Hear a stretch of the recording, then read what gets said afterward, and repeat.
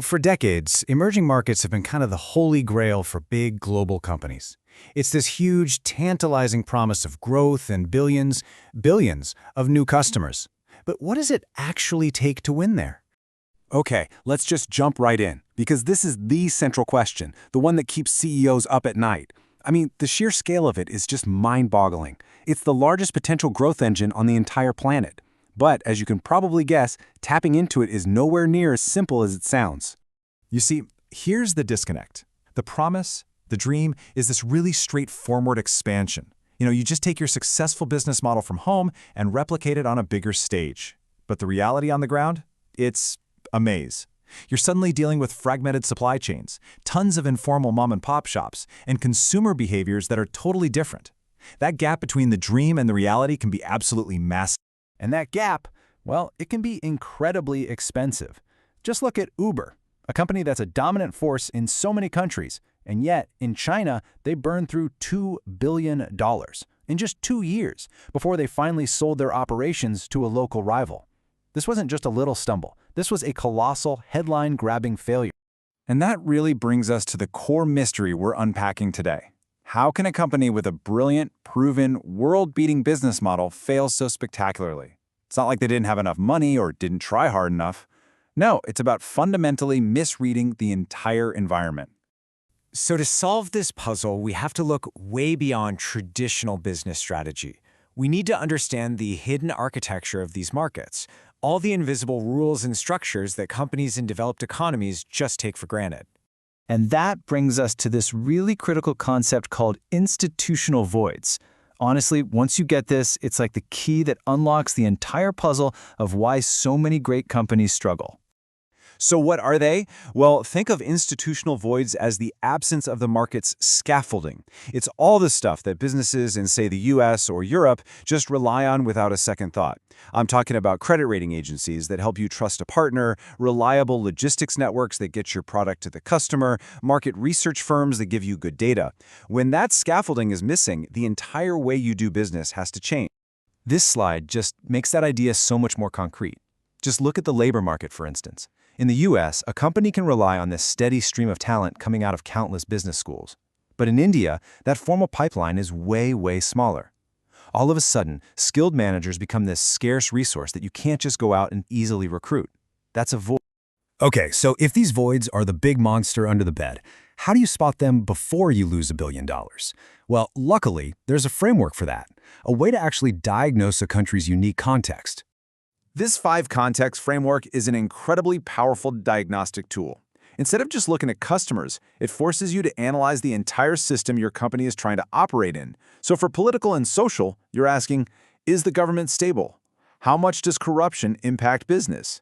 For product markets, you're digging into the exact distribution issues we're about to see. It forces you to see the country for what it is, not what you assume it to be.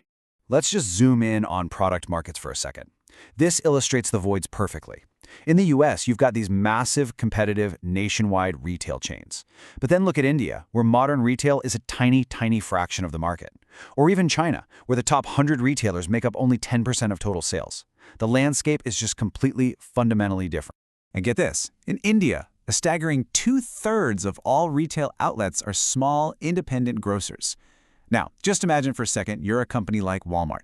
Your entire business model is built on massive scale and efficient distribution to huge big box stores. How on earth do you even begin to operate in a market like this? Okay, so we can spot the problem, we can diagnose the voids, but how do you solve it, right? What's the playbook for actually winning? It really boils down to 3 core strategies. Strategy number 1 is to adapt and internalize. Put simply, if the market doesn't provide a service you need to run your business, you build it yourself, inside your own company. General Motors in China is just a classic example of this. Back then, there were no reliable local firms to check the quality of suppliers. So what did GM do? They didn't just hope for the best. They built their own state-of-the-art technical center to test and develop the suppliers themselves. They filled the void internally. Now, the second strategy is even more ambitious. This isn't just about filling a void for your own benefit. It's about fundamentally changing the context by building the market infrastructure that helps everyone. You gotta hear the story of McDonald's entering Russia in the 90s. It's legendary. There were no local suppliers who could meet their quality standards. None. So, they imported agricultural experts and literally taught Russian farmers how to grow the right kind of potatoes. They built their own logistics fleet from the ground up. They didn't just enter a market, they basically created one. And the third strategy is all about collaboration. Instead of building everything from scratch, you partner with local experts who already know the lay of the land, who know how to navigate the voids.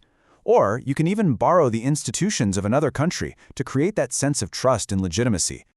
Microsoft in China is a perfect case study here. They were facing government restrictions and a real lack of local software expertise.